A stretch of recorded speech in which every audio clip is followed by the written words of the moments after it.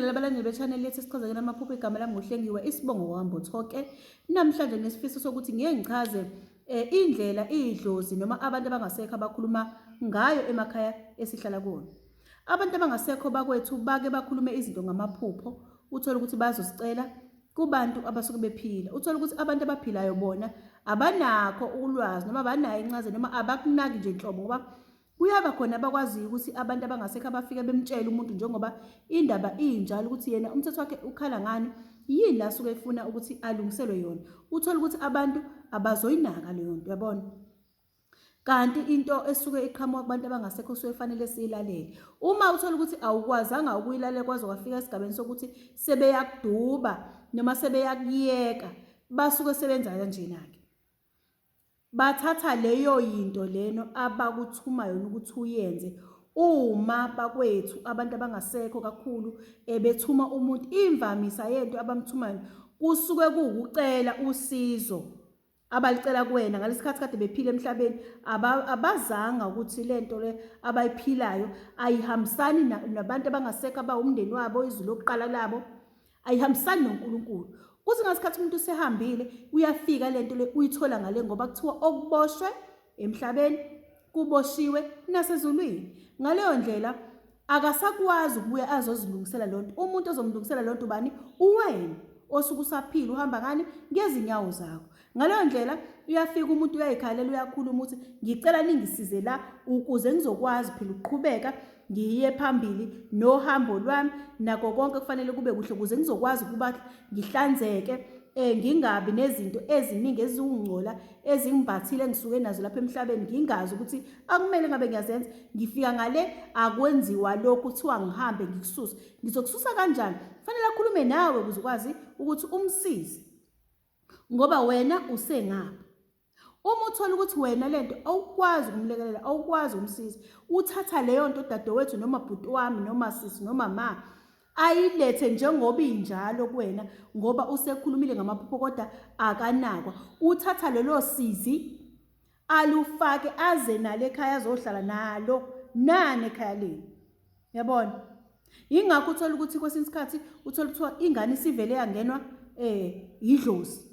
Kwenziwa yini? Ingoba kusuke umuntu owayekade hambe ethwasa wangaqeda wangakuphothula noma waqeda kodwa wangabisakuhlambulula waqhubeka welokho esebenza ngaleyo nto, kanti usuke fanele ukuhlambulule phela. Ngiyokuchaza ngelinye ilanga leyo nto kodwa kusuke ukuthi lezi zikhwama lezi azisangeni laphaya, sekufanele ayidlulisele kulonga la.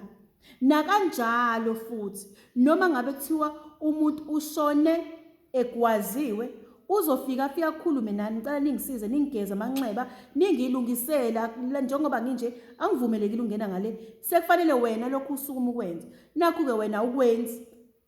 Uzothatha isikhala sifake ekhaya ubona abantu bephela isikhala, noma ngabe kuthiwa idutshuliwe isibhamu noma ngabe kuthiwa ingozi yemoto, uthola ukuthi uzofika kukhulume lokho ekuvele thola ukuthi nani kunakile. Lalela, uzothatha leyo nto ayifake ekhaya kuthiwa kade kushona umuntu ushone ngesibhamu, kuphinde kwadutshulwa futhi omunye, kwaphinde yinto aseyifaka useyikhuluma uyanitshengisa ukuthi kahle kahle la ngikhona kukanje namanje ngisaka nje. Ngicela ningilungisele lento le ukuze phela ngingathi mangimvakashele ngifike nale ngozi la ekhaya.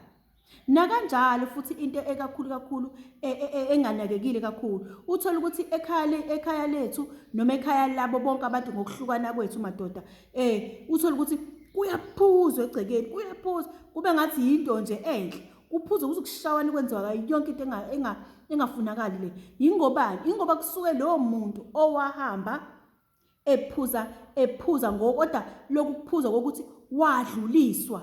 Kunabantu othola ukuthi uyaphuza nje uphuzele ukuthi uyakwazi ukuthi enze izinto eziphusha impilo yakhe. Utshwala lobo abugcilile la ekhanda lakhe, yinto ayikhohlwayo.